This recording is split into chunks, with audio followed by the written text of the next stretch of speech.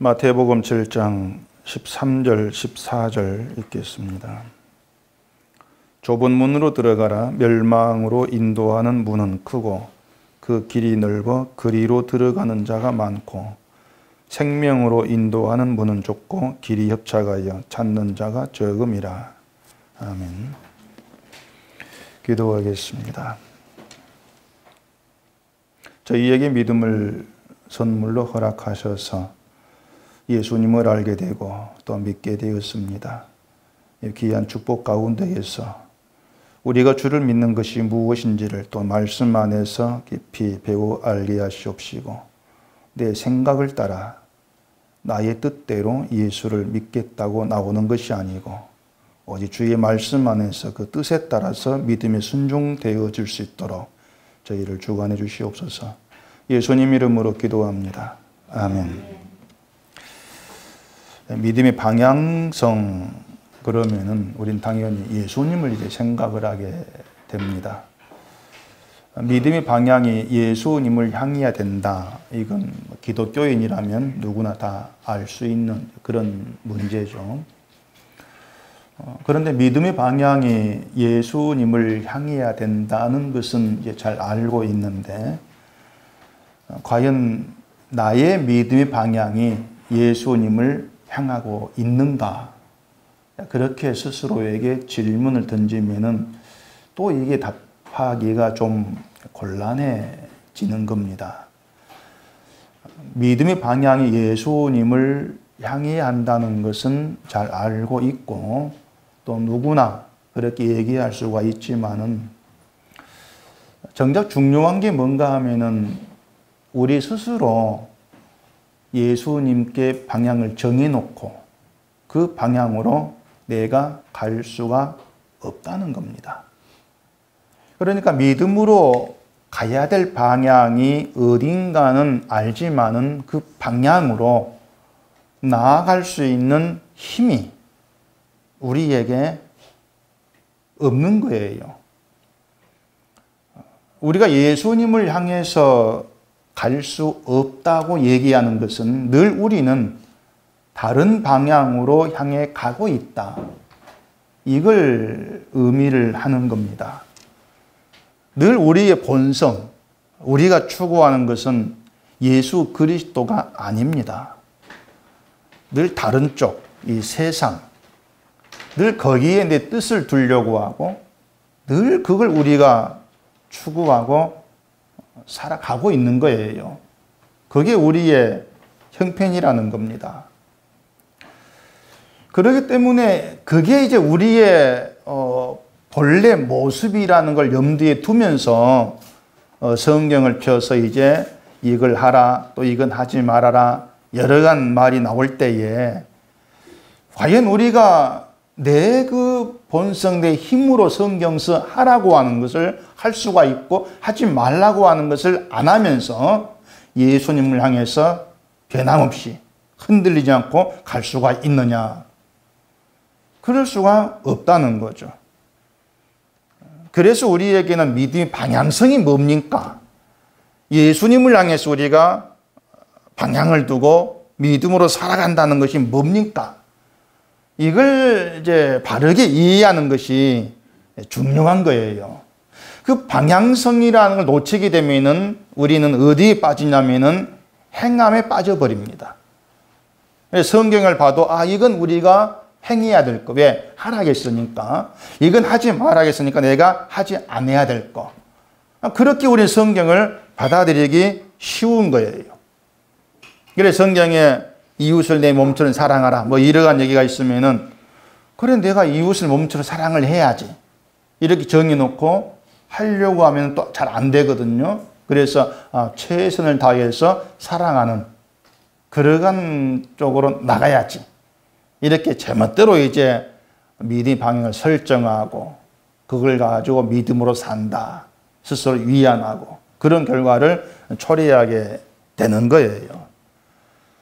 그래서 먼저 우리가 여러분 자신에게 스스로 무리가 되는 것이 하나님의 말씀이신 믿음의 방향을 따라서 우리가 가고 있느냐. 그걸 좀 먼저 염두에 두고 생각을 하셔야 합니다. 이렇게 얘기한 것은 제가 다른 말로 아까 얘기한 대로 사람은 하나님이 요구하시는 믿음의 방향을 따라서 나아갈 수 없는 존재입니다. 그걸 제가 얘기하려고 그런 질문을 던지는 겁니다. 그러니까 우리는 늘 나에 대해서 늘 좀 파악을 해야 돼요. 내가 어떤 사람이냐. 늘 그렇게 자기를 볼 수 있어야 되는 겁니다. 근데 대개는 이제 그 믿음의 문제를 방향성에 안 둡니다. 방향성에 두지 않고 늘 행함의 시각으로 보면서 판단을 하는 경우가 굉장히 많죠. 그게 지금의 이제 기독교의 모습이라고 할 수가 있는데, 이 말씀을 드린 것처럼 사랑하라 이런 말씀들을 내가 실천해야 된다는 뜻으로 이제 받아들이면서 결국은 실천을 했는가 안 했는가 그렇게 따지는 길로 가게 되는 겁니다.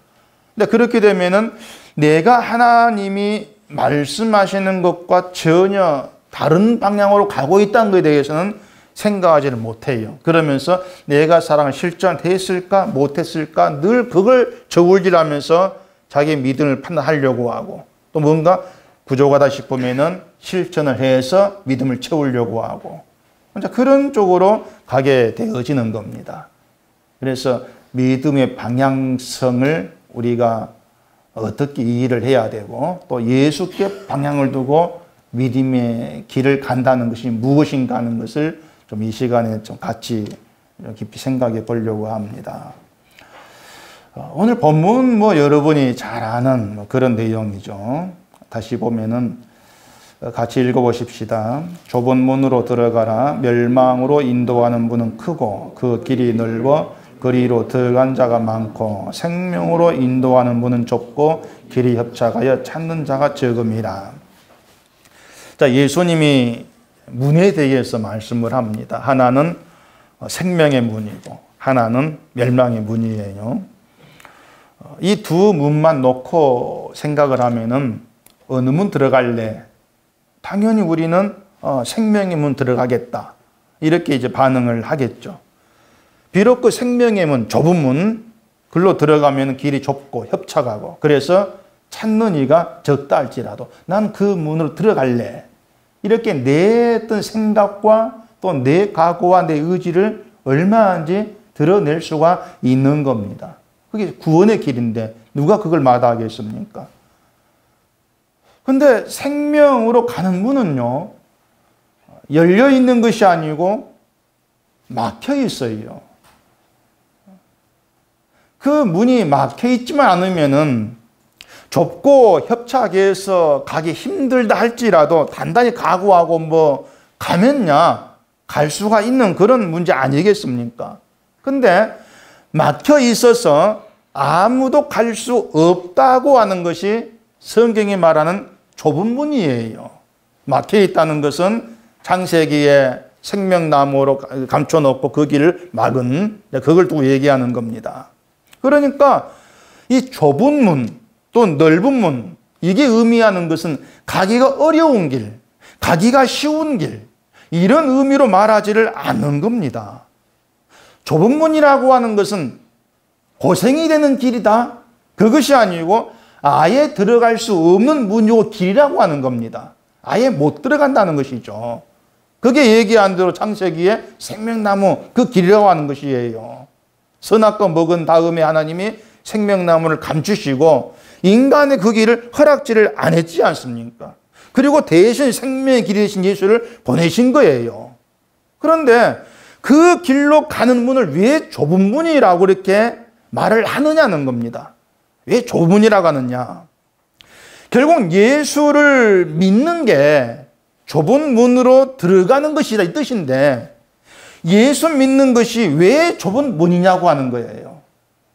예수를 믿는 것이, 다른 말로 말하면 예수를 믿는 것이 힘들다, 그렇게 볼 수가 있는데, 좁은 문은 그게 아니고 예수를 믿는 것이 우리 힘으로는 안 된다, 그 의미란 얘기입니다. 안 된다.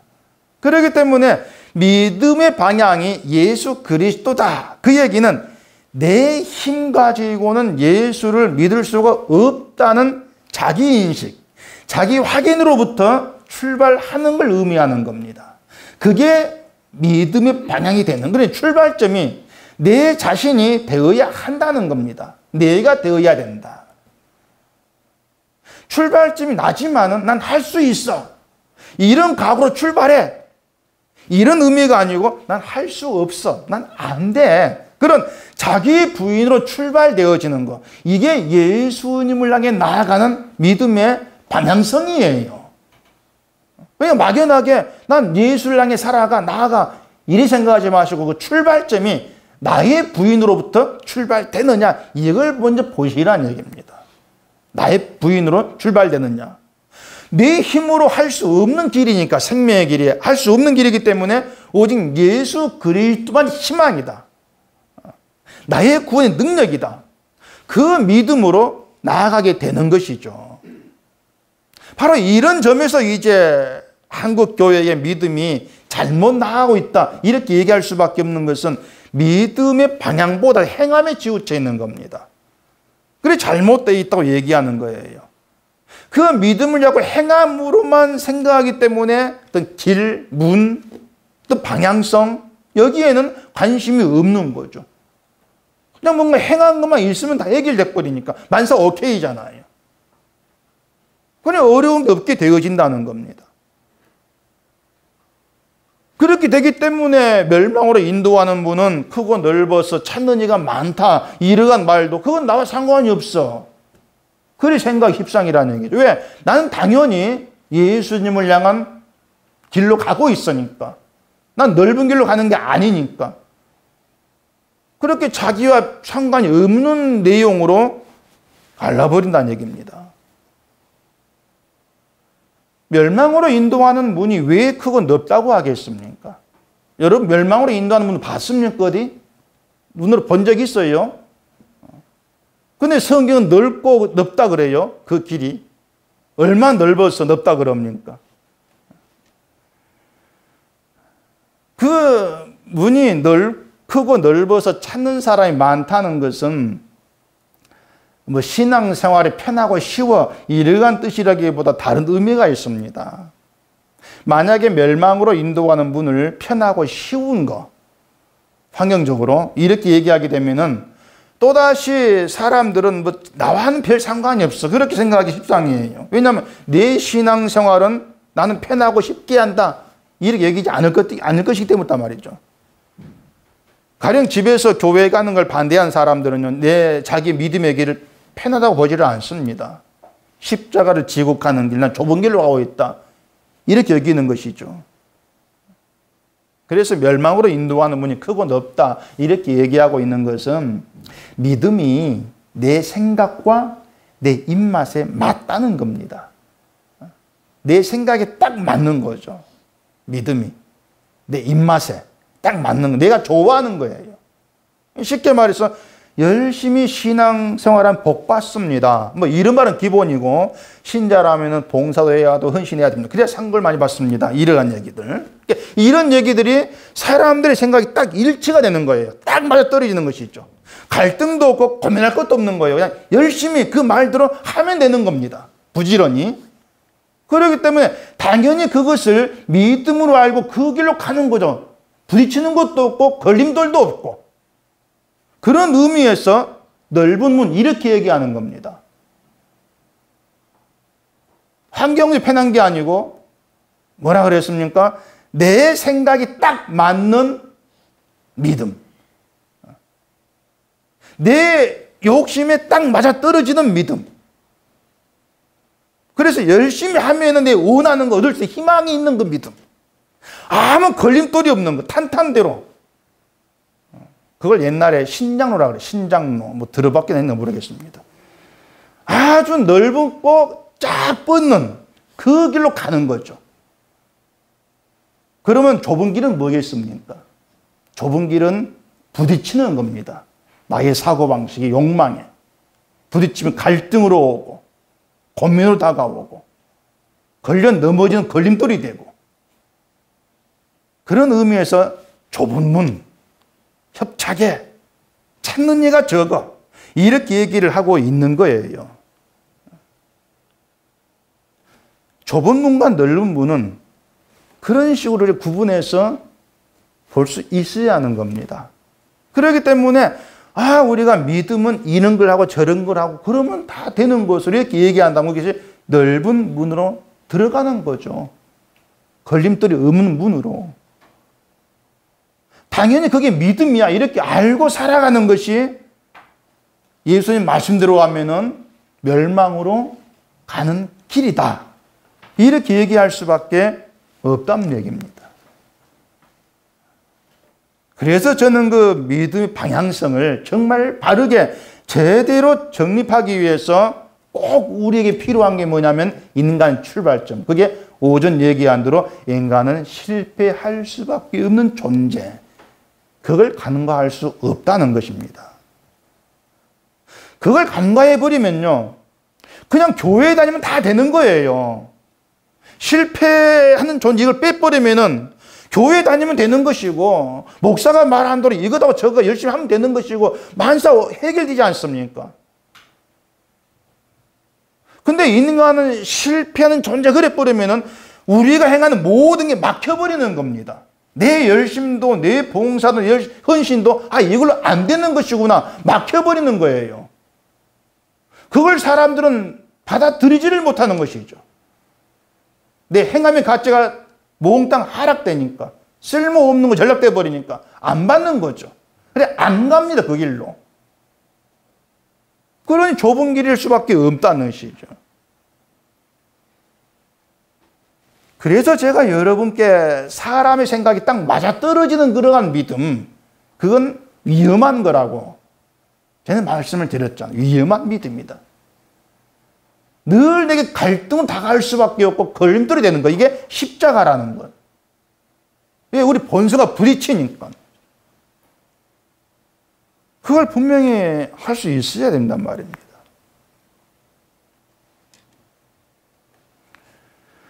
다시 얘기하지만 믿음의 방향성을 예수님께 둔다고 하는 것은 그냥 예수님께 향해 나가면 돼, 막연하게 그리 생각하면 되는 것이 아니고 내 힘으로 예수께 나갈 수가 없다는 걸 아는 겁니다. 그걸 분명히 아셔야 하는 겁니다. 하나님이 성령을 보내서 나를 붙잡아서 내 멱살을 잡고 끌어가지 않으면 난 예수를 믿을 수 없는 그런 존재일 뿐이다는, 그걸 아는 그것이 믿음의 방향의 시작이 제대로 된 거예요. 그것이. 내 힘 가지고 안 됩니다. 토대를 했을 때에 나에게 되어진 모든 것을 은혜로 받게 되어진단 말입니다. 난 안 되는데 뭔가 나타나는 게 있을 때에, 난 안 되는데 예수님 내 구절 믿어질 때에, 그럴 때에 이 믿음도 내 의지와 내 각오 상관없이 하나님의 은혜고 간섭이고 성령으로 되어진 것이구나. 그렇게 받아들여지면서 이게 은혜다. 그런 고백으로 나가게 되는 거예요. 그게 믿음의 방향이에요. 근데 지금의 교회는 이 교인들의 믿음을 너무 자기 열심과 자기 각오, 자기 의지 막 이렇게 섞어놓는 바람에 은혜를 말하면서도 자기 자랑이 나옵니다. 은혜를 말하면서도 내 공로가 나오고 다른 사람과 내가 행한 것을 비교를 하면서 저울질하면서 누가 높고 낮은가 늘 그렇게 나가버리는 거예요. 은혜를 얘기하면서도. 바로 이것이 넓은 문으로 들어가는 것입니다.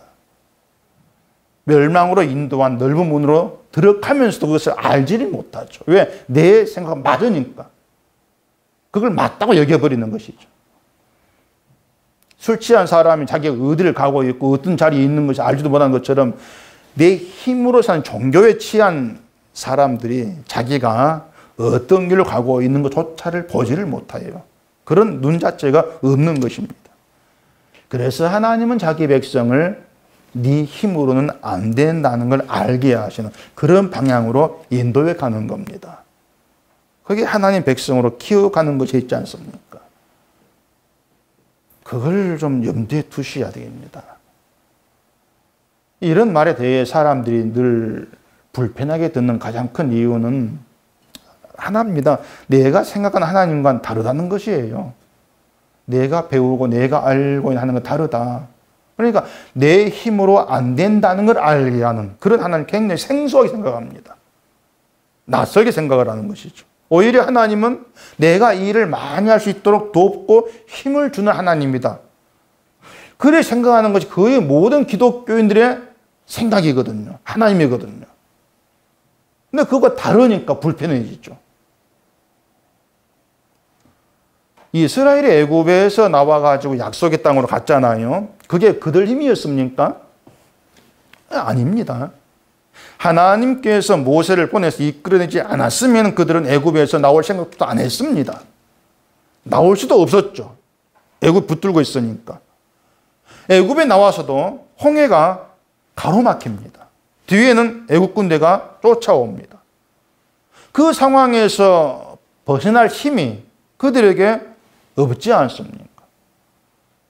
근데 하나님 권능으로 바닷길이 열립니다. 그 바닷길이 열려서 그 길을 통과한다. 그 의미가 뭐겠습니까? 그냥 구원받는구나. 그런 의미로만 생각하면 안 돼요. 그 바다가 갈라져서 그 길로 통과한다는 것은 이스라엘은 인간으로는 도무지 상상할 수 없는 구원입니다. 아니 어떻게 바닷길을 딱 갈라가지고 통과하게 합니까?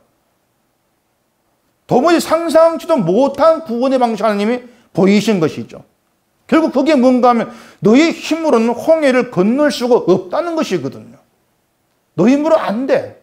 그러니까 우리의 구원이 예수 그리스도의 피로 이루어졌습니다. 그걸 누가 상상했겠습니까? 상상 못하죠. 이 인간이 상상했던 것은 착하면 착한 대로 열심히 살면 열심히 사는 대로 복을 주고 구원시키고 전국 보내고 그게 인간이 상상했던 거예요. 근데 하나님은 아들을 보내가지고 저주받은 자리에 십자가 피 흘리게 해서 그 피를 믿는 자를 구원한다. 너희 행을 상관없어. 그 피를 믿기만 하면 구원받는다. 그걸 세상은 상상치를 못합니다. 어떻게 그런 구원 방식이 있는가 이해를 못하는 것이죠. 그러니까 그런 예수의 피를 믿음으로 구원받는다. 이것조차도 뭐냐면은 구원은 너희 힘으로 안 된다. 이걸 보이는 거예요. 죄에서 벗어날 힘이 너에게 없다는 거죠. 죽음 저주에서 빠져나갈 힘이 너에게는 없다는 겁니다. 그게 구원의 의미거든요.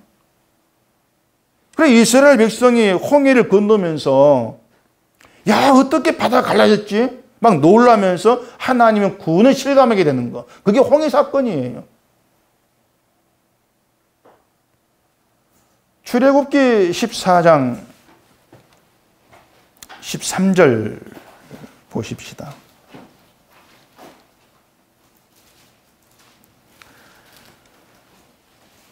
모세가 백성에게 이르되 너희는 두려워하지 말고 가만히 서서 여호와께서 오늘 너희를 위하여 행하시는 구원을 보라. 너희가 오늘 본 애굽 사람을 영원히 다시 보지 아니하리라. 여호와께서 너희를 위하여 싸우시리니 너희는 가만히 있을지니라. 가만히 있으라.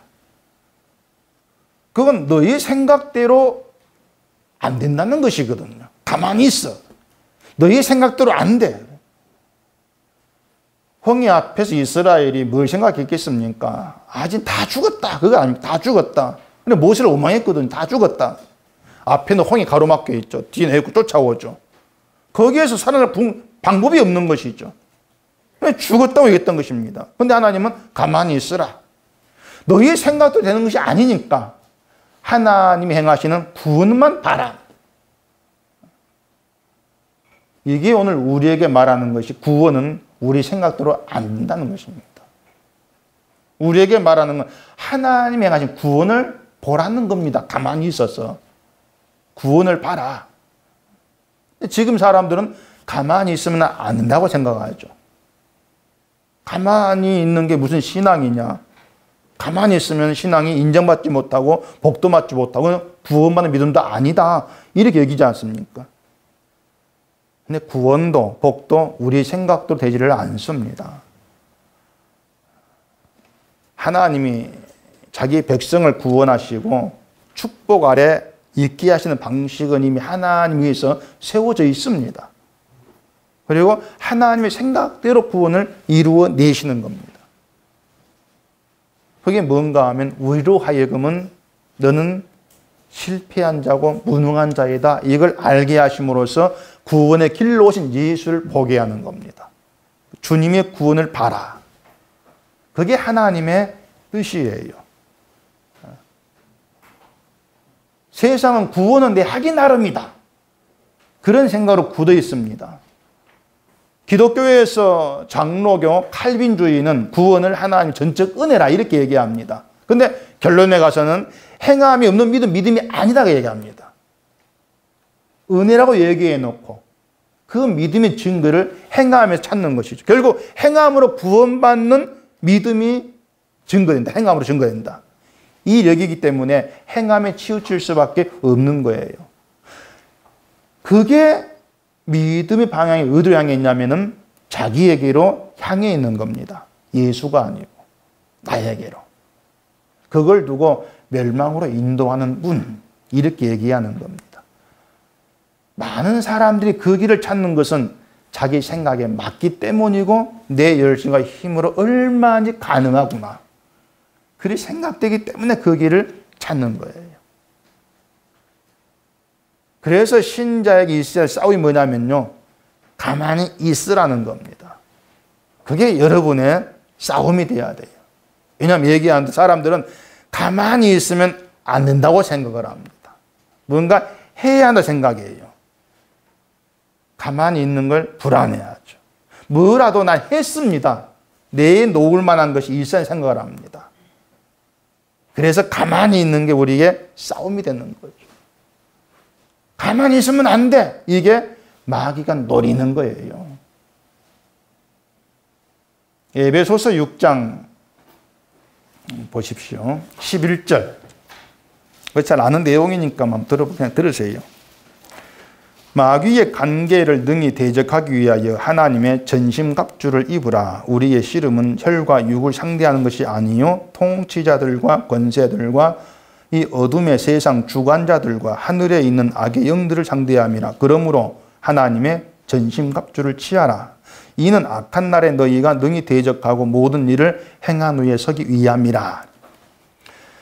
전심갑주를 입으라는 것은 큰 싸움을 의미하는 겁니다. 큰 싸움에 들어와 있다는 겁니다. 그 싸움은 마귀의 관계를 대적하는 싸움이에요. 여러분은 전신갑주를 입고 마귀의 계계와 지금 싸우고 계십니까? 싸우고 있습니까?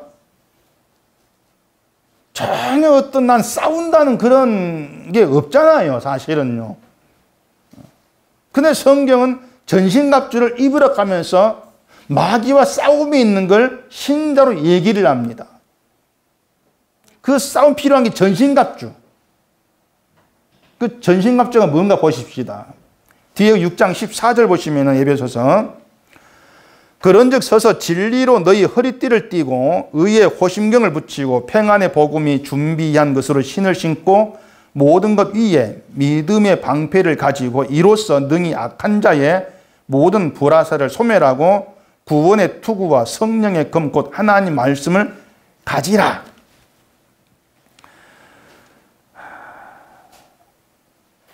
자, 진리로 허리띠를 띠십시오. 어떻게 하실랍니까? 진리로 허리띠를 띠라겠는데 어떻게 띠실래요? 자, 의의 호신을 붙이라겠습니다. 어떻게 붙이실랍니까? 복음이 준비한 것으로 신을 신으라. 믿음의 방패를 가지라. 이런 것들을 여러분에게 이렇게 하십시오 하면 할 사람 아무도 없습니다. 못합니다. 지금 완전 무장 모습인데 이 완전 무장한 모습, 그것이 우리의 손으로 갖춰 입을 수 있는 것이 아닌 겁니다. 그래서 전신갑주 의미가 뭐냐면은 내 손으로 된 것이 없구나, 이걸 아는 게 전신갑주를 입고 있는 거예요. 이해가 되십니까? 내 손으로 되지를 않습니다. 나는 실패자일 뿐이고 하나님으로만 됩니다. 이것이 마귀와의 싸움에 승리하는 것이란 말입니다. 신앙은요, 기도를 하고 안 하고 11조를 하고 안 하고 그런 것을 판단하는 게 아니에요. 때문에 신자는 자기가 뭘 하든지 간에 난 이걸 한다 안 한다, 제발 거기에 매이지를 마시라는 얘기입니다.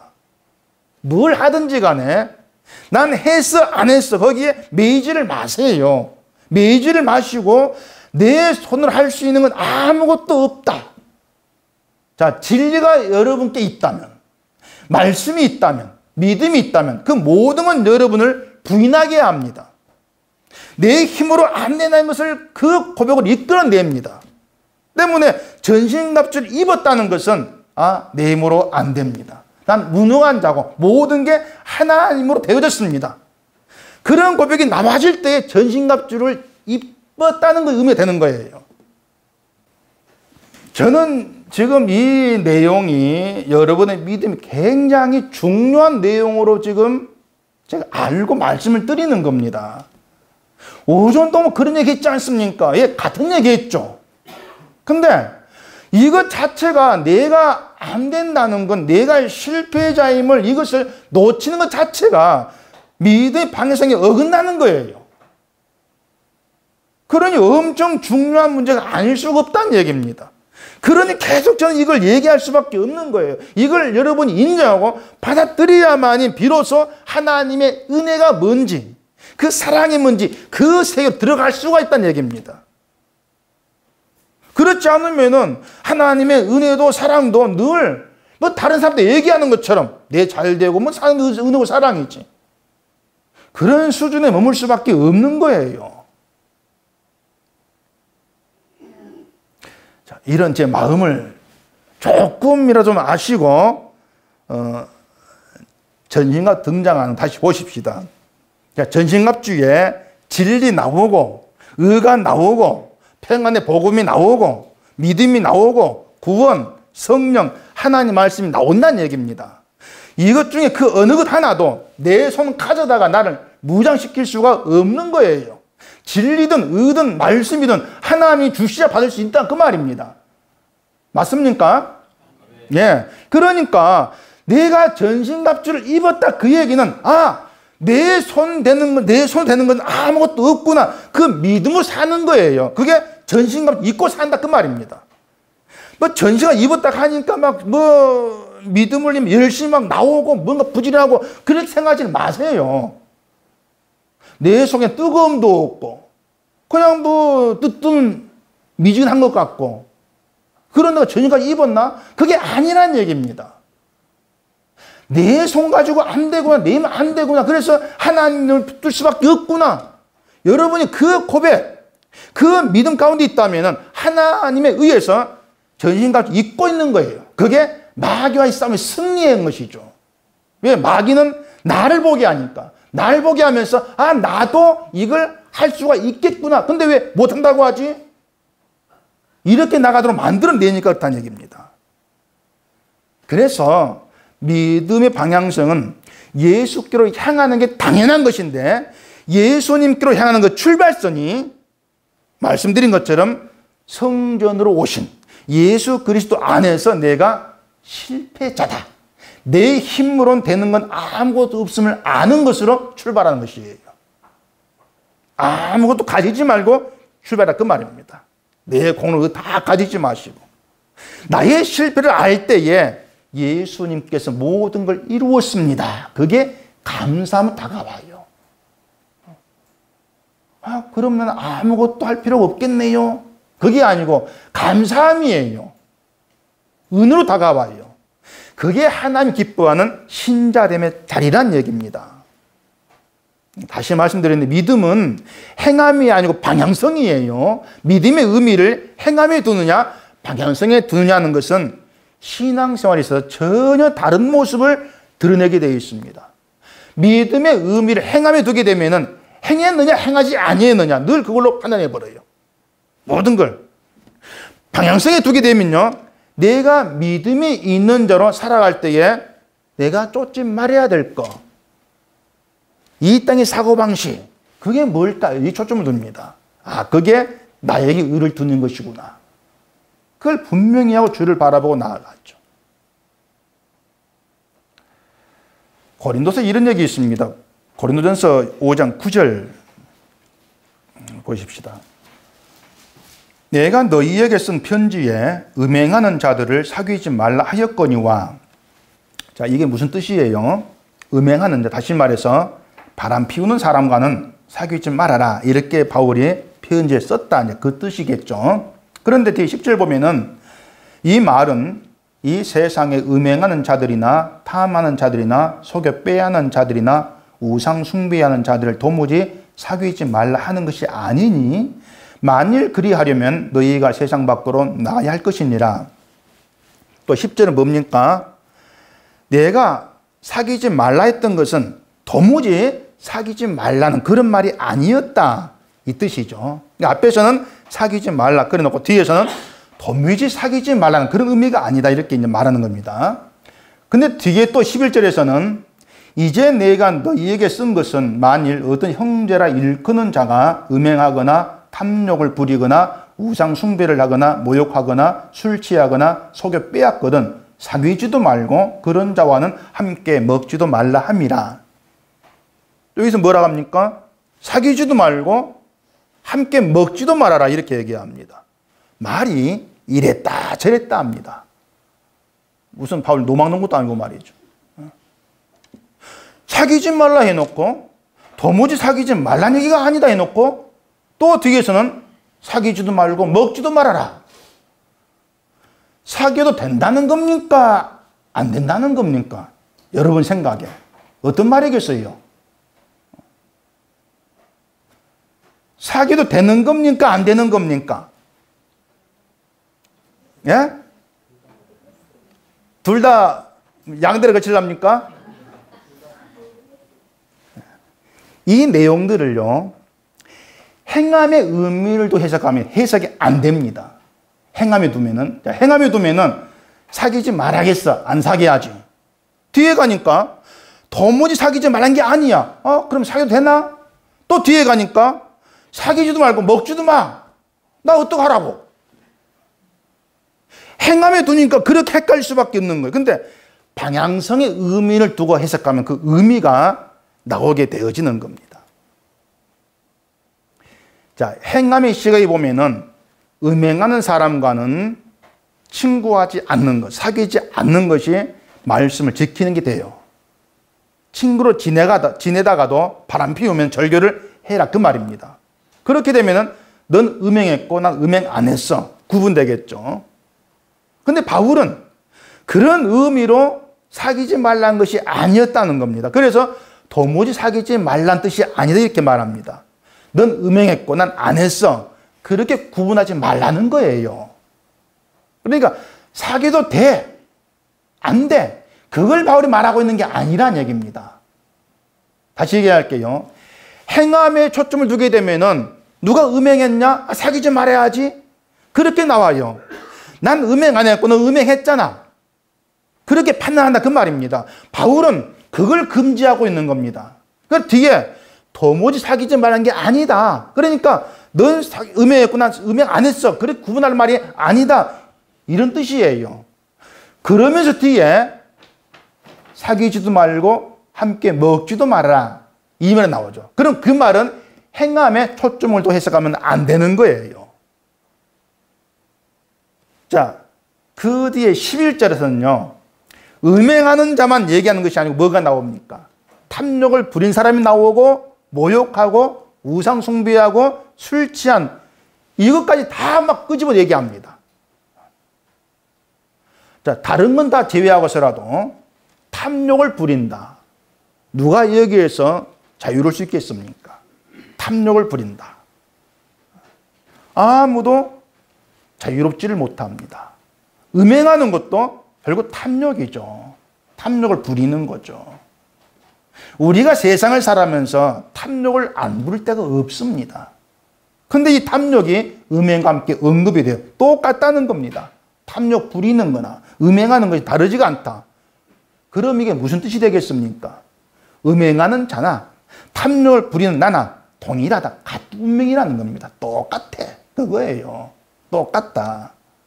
결국 믿음의 방향은 음행한 자가 있으면 너 음행했잖아 판단하면서 나는 음행하지 아니한 의로운 자인처럼 하는 것이 아니고 나도 너와 동일하다. 이 생각과 함께 나를 구원하신 분을 바라보고 나아가는 것, 그게 방향성입니다. 이런 의미에서 사귀지 말고 함께 먹지도 말아라. 그 뜻이죠. 방향을 분명히 하라는 겁니다. 너는 이랬고 난 이랬어. 그게 우리가 좇을 믿음이 아니라는 거예요. 바울이 그걸 얘기했던 겁니다. 탐욕을 부리는, 음행하는, 그걸 통해서 우리가 쫓지 말아야 할 사고방식, 행함을 가지고 사람 판단하면서 넌 했잖아, 안 했다. 그런 거. 이걸 쫓지를 말하는 거죠. 자꾸 난 했고, 난 안 했고, 넌 했어. 이렇게 되면은 예수님의 은혜를 못 보는 겁니다. 구원의 은혜를. 이미는 의로웠으니까, 안 한 자로. 바울은 그걸 경계하고 있는 거예요. 우리는 예수 그리스도로 구원받았지만 뭘 해도 구원받을 수 없는 자라는 것은 변하지가 않습니다. 주님의 은혜로 말이죠. 모두가 동일한데, 모두가 동일하다는 것은 얘기한 대로 우리의 행함을 가지고 믿음을 나누고 저울질할 수가 없다는 거예요. 그래서 기독교인이 주의를 해야 되는 것은 방향성을 잃어버리는 것. 이걸 주의를 해야 합니다. 방향성을 잃어버리면요, 믿음을 나를 증명하는 그런 도구로 사용하게 됩니다. 내 믿음은 이렇다. 내 믿음 이 정도야. 이런 식으로 자기를 나타내는 데에 마음을 돋버립니다. 그게 방향성을 잃어버리는 겁니다. 그래서 난 열심히 했는데 누군가가 알아주지 않으면 섭섭해하죠. 좀 불쾌해지죠. 그러면서 안 할란다. 그렇게 나가지 않습니까? 반대로 방향성을 예수께 둔다는 것은 나를 드러내는 게 믿음이 아니고 십자가에 피 흘려 죽으신 예수님이 드러나시는 이게 믿음이다. 이걸 놓치지를 않습니다. 그래서 그 바른 방향 속에서는 말씀을 지키는 나, 말씀을 행하는 나, 이게 없는 거예요. 내가 말씀을 지킨다, 이거부터 잘못된 말이니까. 단지 구원을 이루신 그 주님만 보일 뿐이죠. 그래서 그 사람은 믿음으로 자기를 보이려고 하지 않게 돼요. 방향성이 바를 때. 난 이만큼 성실해. 난 이만큼 믿음에 열심히 있어. 믿음이 좋아. 이런 모든 것들, 그 모든 것이 방향성을 잃어버린 잘못된 믿음이라는 것을 여러분이 아셔야 합니다. 그게 넓은 문으로 가는 거예요, 그 자체가. 그래서 믿음의 방향이 늘 죽기로 향하고, 여러분은 늘 부인되어지고, 대신 예수 그리스도의 은혜만 자랑되어지는 그런 믿음으로 나타나시기를 바랍니다. 기도하겠습니다. 우리 아버지 하나님, 예수를 믿는다는 말도 쉽게 할 수가 없습니다. 우리의 삶이 주를 향해 가고 있다는 것도 쉽게 말할 수가 없습니다. 무엇보다도 내가 누구인가를 아는 게 중요합니다. 늘 주의 진리된 말씀 속에서 예수 그리스도 안에서 내가 누구인지를 늘 바로 보게 하시옵시고, 방향성을 잃지 아니하고 예수 그리스도의 은혜와 그 사랑만이 자랑되어지고 증거되어질 대상이라는 것, 이걸 잊지 아니하면서 내가 아니라 주님만 드러나지는 그 길로 나아갈 수 있도록 저희를 인도해 주시옵소서. 예수님 이름으로 기도합니다. 아멘.